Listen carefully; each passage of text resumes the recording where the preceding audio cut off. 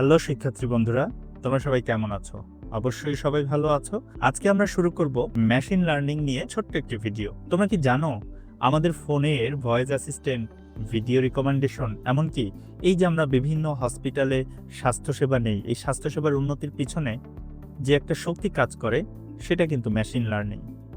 Machine learning এমন একটি প্রক্রিয়া যেখানে কম্পিউটার ডেটা থেকে শেখে এবং সময়ের সাথে সাথে আরও উন্নত হয়।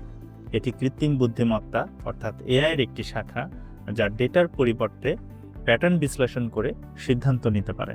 আমাদের জীবনে মেশিন লার্নিং কতটা গুরুত্বপূর্ণ ভাবো তো একবার। স্পিচ রিকগনাইজেশন করে আমাদের কণ্ঠস্বরকে টেক্সটে রূপান্তর করা যায়। ইমেজ রিকগনাইজেশন, ছবি থেকে আমরা অবজেক্ট চিহ্নিত করতে পারি।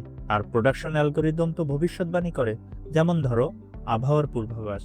ভবিষ্যতে মেশিন লার্নিং আরও একটি স্মার্ট সিটি গড়ে তুলতে এবং স্বয়ংক্রিয় যানবাহন চালাতে এবং স্বাস্থ্যসেবার নতুন দিগন্ত খুলতে সাহায্য করবে। মেশিন লার্নিং প্রধানত তিনটি প্রধান ভাগে বিভক্ত। সুপারভাইজ লার্নিং, যেখানে ডেটা লেবেলড করতে হয়, যেখানে ইনপুট ডেটা এবং আউটপুট ডেটা উভয়ই মেশিনকে প্রদান করা হয় এবং মেশিন একটি ফাংশন শিখতে চেষ্টা করে যা ইনপুট থেকে আউটপুট অনুমান করে সেটা তোমাকে দেখাতে পারে।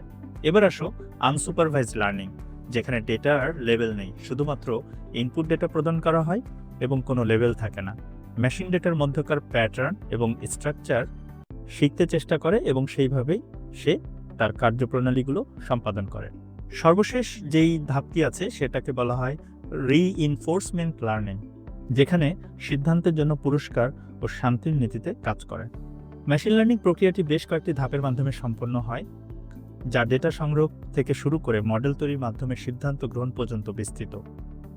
এর অ্যালগরিদম যেমন র্যান্ডম ফরেস্ট, নিউরাল নেটওয়ার্কস বা টাইম সিরিজ অ্যানালাইসিস ডেটার প্যাটার্ন চিহ্নিত করে এবং ভবিষ্যৎবাণী করতে সাহায্য করে। মেশিন লার্নিং শুধু প্রযুক্তি নয়, এটি আমাদের ভবিষ্যতের দরজা খুলে দিচ্ছে। তোমরা কি প্রস্তুত এই ভবিষ্যতের এই প্রযুক্তি শিখে নতুন ভবিষ্যতের অংশ নিতে? তাহলে মেশিন লার্নিং চলো শেখা শুরু করি আজই, কারণ আমাদের ভবিষ্যৎ হয়তো এখানেই।